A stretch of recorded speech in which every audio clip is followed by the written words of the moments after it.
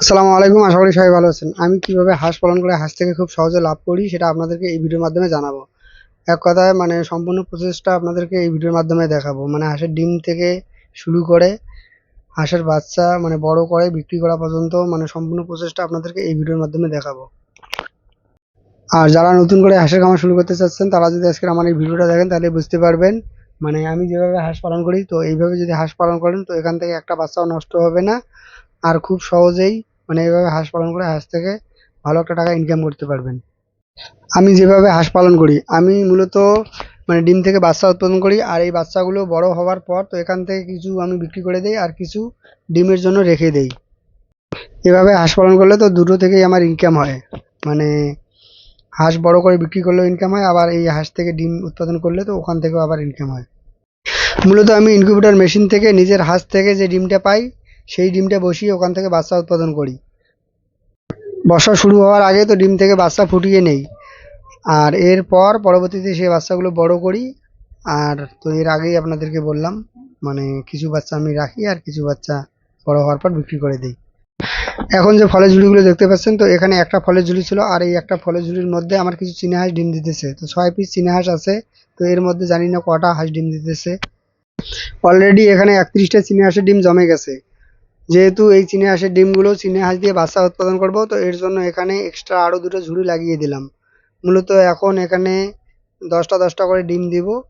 সব হাঁস যেহেতু একের সাথে ডিম পাড়া শুরু করে নেই বা একের সাথে যেহেতু ডিমগুলোকে তাপ দিবে না তো এর জন্য প্রথমে যেটা ডিমে তাপ দিবে তো সেটাকে ডিমের অবস্থা দেখে তো সেই হিসেবে পরবর্তীতে ডিমগুলো বসিয়ে দিব। এর আগে 12 থেকে 13 পিস করে ডিম দিয়েছিলাম মানে চীনা হাঁসগুলোকে ডিম ফোটানোর জন্য। এভাবে আমি চীনা হাঁসের ডিম থেকে বাচ্চা উৎপাদন করি। তো পরবর্তীতে বাচ্চা ফোটার পর কি করি সেটা আপনাদেরকে পরবর্তীতে দেখাবো। তো তার আগে মানে শুধু যে আমি চীনা হাঁস দিয়ে এই ডিমগুলো ফোটাই ব্যাপারটা এমন নয়। মানে অনেক সময় যখন আমার মুরগি থাকে মানে মুরগি যখন ডিম দেয় তো সেই সময় যদি চীনা হাঁসের ডিম থাকে তখন কিছু ডিম মুরগিকে দিয়ে ফুটাই। এতে যে সুবিধাটা হয় সেটা হলো মানে হাঁসটা খুব তাড়াতাড়ি আবার ডিমে চলে আসে, আবার হাঁসের কোয়ালিটিও অনেক ভালো থাকে।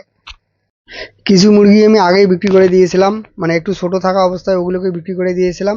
আর যেগুলো আমার ডিমের মুরগি ছিল তো সেইগুলোকে কিছু আমি হাঁসের ডিম দিয়ে বসিয়েছিলাম মানে চীনা হাঁসের ডিম দিয়ে বসিয়েছিলাম।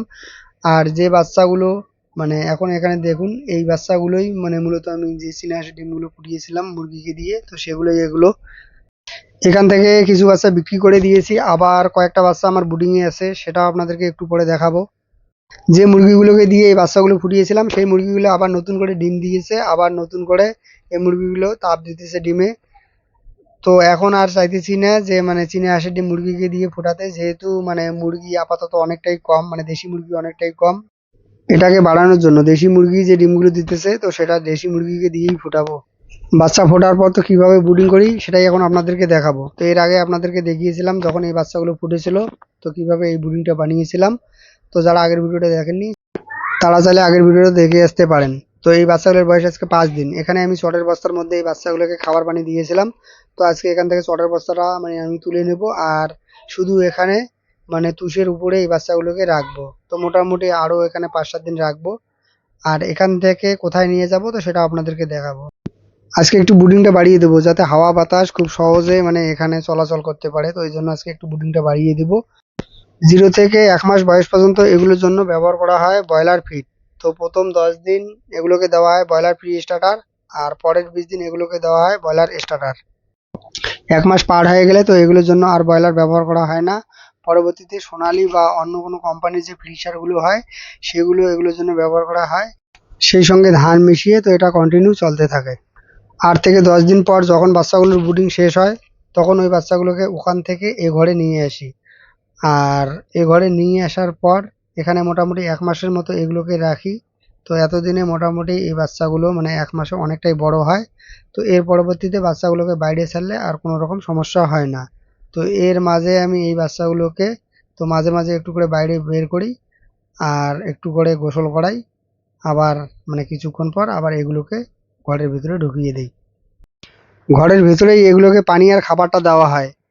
কিন্তু মানে ঘরের ভিতরে পানিটা দেওয়া হলেও এগুলো যেন গা ভেজাতে না পারে বা ঘরটা নষ্ট করতে না পারে তো সেজন্য মানে এখানে একটা আমি মানে চেম্বার বানিয়েছি, আর এই চেম্বারের উপরে নেটের ব্যবস্থা করেছি।